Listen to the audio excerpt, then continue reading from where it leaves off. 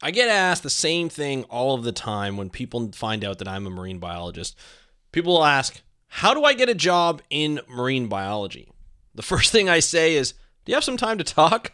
Because it's not an easy thing to explain. Marine biology is a career that many people want as they grow up. Then they watch some great documentaries, TV shows, and now even social media content of scientists and conservationists sharing their work in incredible places and doing some amazing things. When people graduate from university or college and start to look up jobs, they get frustrated about a number of things. One, they can't find a job. Two, not getting paid enough. And three, having to move to remote places or places away from their place, which is expensive, and if you're not getting paid a lot, you have to worry about that. And there's other things as well that go into that. The career path isn't for everyone, and there are a few things that you should consider before you jump into the pursuit of a career in marine biology. A friend of mine, Dr. David Schiffman, recently shared an exercise he conducts with his students so that they know what to expect when pursuing the career of marine science and conservation. I want to share it with you because I think it's super important. If you're in high school, if you're in university, if you're outside, like you're in mid-career or you're in your career and you want to switch career paths, this is the podcast for you. We're going to find out what it's going to take and what you need to consider when you become a marine biologist or before you become a marine biologist. So that's what we're going to talk about on today's episode of How to Protect the Ocean. Let's start the show. Hey everybody, welcome back to another exciting episode of the How to Protect the Ocean podcast. I am your host, Andrew Lewin. This is the podcast where you find out what's happening with the ocean, what you can do to speak up for the ocean, and how you can protect the ocean by taking action. And one of those action items, and one of those big action items, is pursuing a career in marine science or conservation. A lot of people will refer to it as marine biology or whatever you want to refer it to. There are, and they all mean different things, but there are ways that you can protect the ocean by working in a career that is active in the ocean. And this is a part of the job that I have as a science communicator, is to let people know what it's like to work as a marine biologist, the challenges, the fun, the reward that you get by working in such a great career. It is a lot of fun. I've had some great adventures. I've met some fantastic people, but it's not all gravy. It's a very difficult thing to do. And I want you and others in my field want you to learn and find out what it takes and what you have to consider before becoming a marine biologist or working in this field of marine science and conservation. And one of my good friends, Dr. David Schiffman, is out here helping people out. Now, David's a research associate at ASU, Arizona State University. He studies sharks, and he's into conservation of sharks as well as other parts of conservation. He's an adjunct at Georgetown University and at another one. He's an author, he's a consultant, and he's an adjunct professor at Nova Southeastern University. Good friend of mine, amazing guy. You probably know him as Why Sharks Matter. And on his Twitter feed, I believe it was yesterday, so it's 2 days ago if you're listening to the podcast when it drops, he put together a number of things to consider when pursuing jobs or before pursuing jobs. Now, before we get into this, if you've been listening to this podcast for any reasonable time, that I also give consultations, advice, a lot of times for free, but I do run a private podcast called Build Your Marine Science and Conservation Career. You can join that podcast at any time. It's a monthly membership. And the reason why I did that, it's $5 a month. The reason why I did that was I wanted people who were serious about finding a job in marine biology to commit a little bit of funds to knowing what this job is like, how to apply for jobs, how to write cover letters, how to write an application, resume, how to interview, all that kind of stuff goes into this. I update the podcast weekly, so there's weekly episodes for a monthly membership of $5. It's pretty cheap, and it gives you a lot of advice that I didn't have when I first started, and that I found success when I heard this advice, and I started to talk to people, more and more people in this career. And so I want to put this private podcast together. It gets updated regularly so that people can find out what it takes and what they can do to get a a job in marine conservation, not just one job, but to pursue a career. And that's what I like about this post that David sent is he's basically saying this is what you need to consider to do that. But if you're very serious about this and you've considered all of these things that we're about to go through and you're serious about looking for a job, you can go to speakupforblue.com, all one word, speakupforblue.com/career, CAREER. So it's speakupforblue.com/career. You can join today. $5 a month. You can cancel at any time. If you find that job or you figured it all out, you can cancel at any time. There's no worries, right? But it helps you get a job and build a career in marine science and conservation. So that's speakupforblue.com/career. You can sign up today. It's a podcast that goes to your favorite podcast app and a private podcast, and I did it for you who was looking for a job. But let's go through right now what Dr. David Schiffman talked about on his Twitter. I think this is a really good exercise to go through when you're considering finding jobs in marine science and conservation or pursuing a job. So the first thing, and a lot of this is overlapping from what I've said in the past, but it's always great when somebody else talks about it because it kind of gives us social proof that the stuff I'm saying is not just it's not just me saying it, it's everybody else that's saying it too. All right, so let's go for number one. Go to a jobs board, an online list of currently available jobs in the field. And don't worry, if you're not eligible to apply yet, there's still value in getting a sense of what's out there. One he recommends is 7seasmedia.org. I also recommend that site. I find a lot of jobs on there. And essentially, when you look at that, he says, just look at what types of jobs that are available. Take your time, read through a bunch of them. Don't rush and read in detail. Once you've done that, go back and read a few jobs that you look particularly relevant to your interests. Again, focused on the following elements. So we're going to talk about that in a sec. But the idea is, look at the types of jobs that are available. A lot of the times you don't realize how many different types of jobs and what they're named. They're all named differently, even if it's the same type of job. And what's out there that might give you a general interest and give you an idea of what you can do in marine science and conservation. And it goes beyond, I just want to protect sharks. I want to protect dolphins. I want to protect whales, or I want to protect the ocean. I want to conserve the ocean. I want to work in conservation. Those are too general in terms of what you want to do. That's a great overall plan when you give your 15 or 10-second speech elevator pitch to somebody. You have your uncle or your aunt who are asking, hey, what do you want to do for a living? I want to protect the ocean, or I want to work to protect sharks.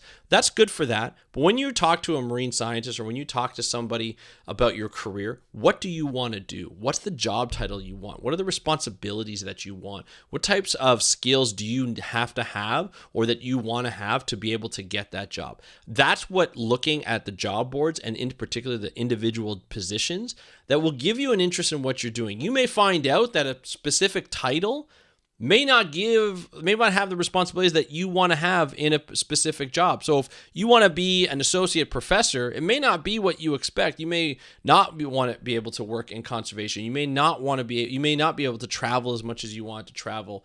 It all depends on the job. It all depends on what you want to do. You want to match that job title. Once you find that job title, find out where you've got the skills, where you can get the experience or what type of experience and skills you need to be able to do that. So we're going to go on here. So as he says, focus on the following elements once you've started to look at those jobs. So what degree does this job require?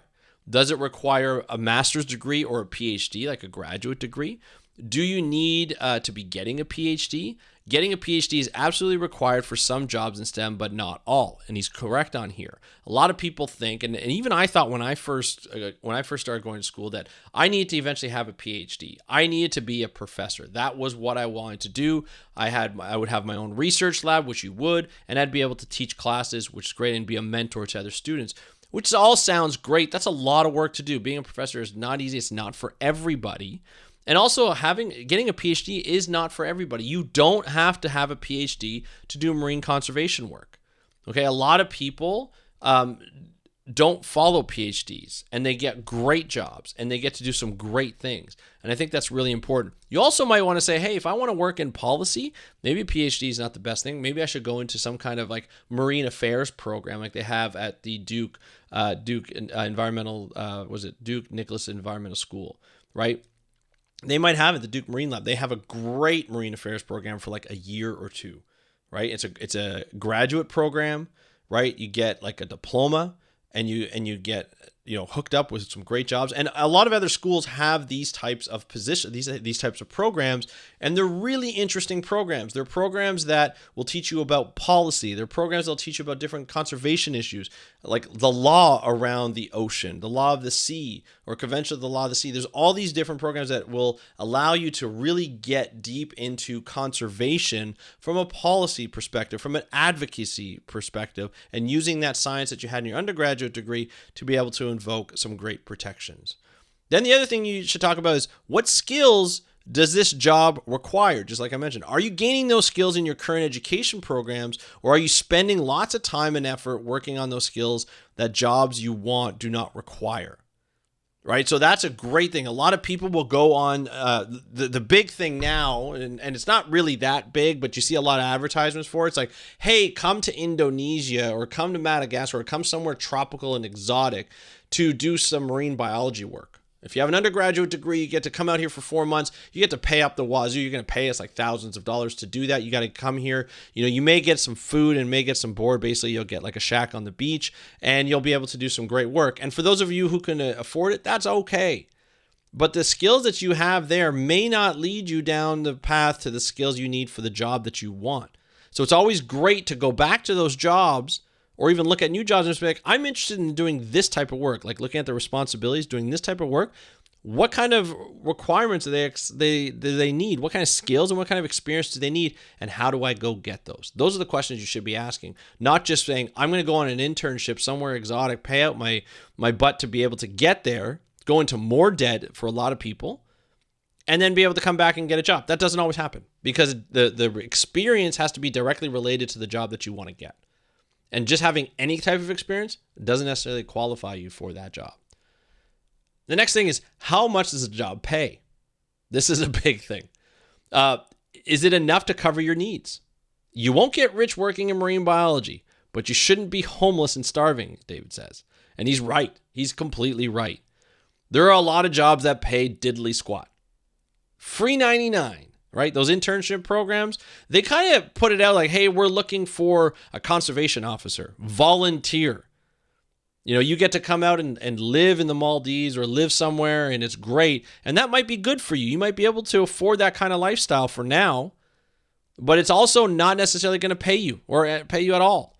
There are a lot of jobs that pay below minimum wage or minimum wage. It can't, and you're an adult. You're not a kid. You're not in high school. You're not in university.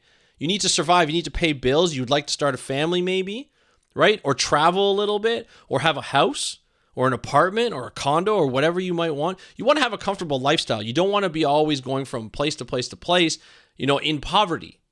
You went to university and did a hard degree to get a job that's very rewarding, but you also have to be able to live. Sometimes a lot of these jobs require to live in a certain place that's extremely expensive. For example, working for the Fisheries and Oceans Department of Fisheries and Oceans in Canada is very difficult to work in if you live in Vancouver. Because the way the federal government in Canada works with DFO is that everybody gets paid the same amount if you're in the same. So if you're a biologist too, you get paid the same amount, whether you live in Halifax on the East Coast or in Newfoundland, or if you live in BC. The problem is the cost of living in those places are very, very different. In Vancouver, it's got a really, really high cost of living, and when you get paid as a biologist too, you might be just under the poverty line. Whereas if you live in Halifax, you might be well above the poverty line, nice and comfortable. But doing the same job or similar jobs at the same level and earning the same amount of pay. Right? That's the difference when you work across Canada or in different places in Canada. Living in Toronto in Canada is very different from living in Halifax or living in St. John or living in St. John's in Newfoundland, right? Or living up in Nunavut in the Arctic. They're very, very different in terms of cost of living. Okay? And the same in the US. Living in LA and working out of LA is very different than working in like somewhere in Florida that's a bit more remote and cheaper to live. You might be doing the same type of work, but it might be a little more difficult to survive because housing costs more, food costs more, just general cost of living is higher in California, especially in a bigger city, than it is in some remote town in Florida. That's just the way it is, right? Forget the politics. I mean, there's also that, But forget the politics for now. Just look at the pay scale and the cost of living, and you may have to make some decisions. So that's something that you should look at and see, like, is this really for me? Is this what I'm ready to go through? I once got offered a job when I first got out of university. After my first job, after graduate work, I came back from living in Halifax. I came back living in Ontario, and I got a job right before I got married. I got a job. I got offered a job. It was a great job. I'm not going to name the nonprofit that I got a job, but it was based in New York City, along the piers. It was wonderful. Right, I got to be in charge of a bunch of high school interns. We got to do some research projects. I would be able to publish. It was great, great people. Living in New York City was awesome. Wanted to pay me $35,000 a year. Maybe $45,000 if I got like some grants. $35,000 a year is not a lot. And you can barely survive living in New York City on that. Right? And I was getting married. I needed to support a family. We didn't have kids yet, but we wanted kids. So that took a lot of consideration. I wanted to work the job because it was great. I was young. I could probably afford it for a number, like maybe a year or two. But then we'd have to uproot our entire lives, live in New York City, and then come back to Canada. That's not easy to do. And you need to consider where you're living, how much the job pays. Okay? Then this kind of is the same thing, is where is the job based? Could you live there happily? Is it a temporary job that would require you to move thousands of miles and then move again in a year or two? These are things that happen all of the time. Again, my own personal experience working for DFO, Fisheries and Oceans Canada. I'm a marine biologist. I was living in Ontario. I was working with the Great Lakes. And the way DFO worked at that time is they had this huge hiring process because the previous governments changed everything and laid a bunch of people off or got rid of a bunch of positions. The next government came in and said, hey, we're going to hire again because we need scientists in our government, in our Fisheries and Oceans and Environment Canada. So we're going to just do a big hiring pool. So we're going to interview a bunch of people and we're going to rank them based on how they do in interviews and how they do on their application. And then we're going to kind of put them in position. So if positions develop, they're going to be in this pool. So we don't have to go through the hiring process and stop and slow down that process. We can just pick somebody and be like, hey, do you want to go live out here and do this type of work?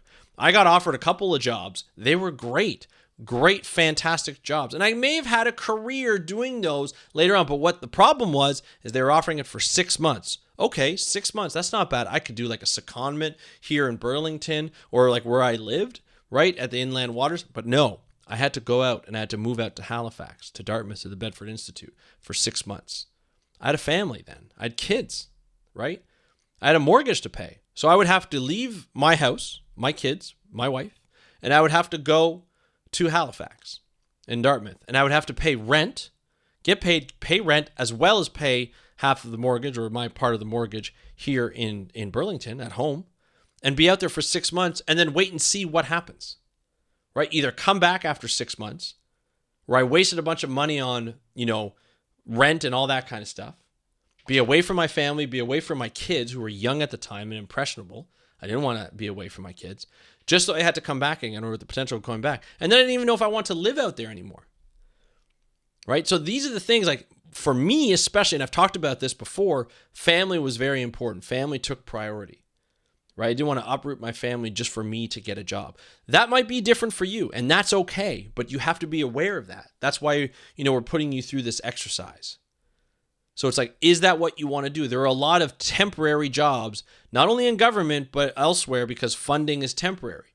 So are you ready to uproot yourself from the town that you live in to go live in Washington, D.C., which is extremely expensive, and then have to move back again? It might be worth it if you have the lifestyle and you're ready to move, or your family's ready to move for that type of thing. You're ready to move your kids out of school if you have kids or whatever that might be. Not an easy thing, but it might be worth it, and you might be able to do that. So that's something you have to consider. Another thing you'd have to consider, when you move, you also have to think of safety. And this is something David brought up after he got criticism for one thing. But a lot of people are like, oh, well, if you're marine biology, you got to move to the coast. Of course you have to move to the coast. If you're not willing to move to the coast, why would you go there? David brought up the fact that he's Jewish. In certain places in the U.S., he doesn't feel safe as someone who is Jewish because of, the racism that goes on. That is legitimate for a lot of different different backgrounds, different cultures, different races, right? Different religious backgrounds. That is a consideration that people have to take. Is it safe to live in a specific place, right? For them and their families, right? That's something that they consider. Forget the politics of the state, forget everything. Is it safe? Because sometimes these places aren't safe. Going around the world or across the world to work, sometimes the places, sometimes it's a developing country. Sometimes the security is not as great as it used to be. Sometimes there have been people who have been killed for doing conservation. That happens a lot more than you think. So that's another thing you have to consider.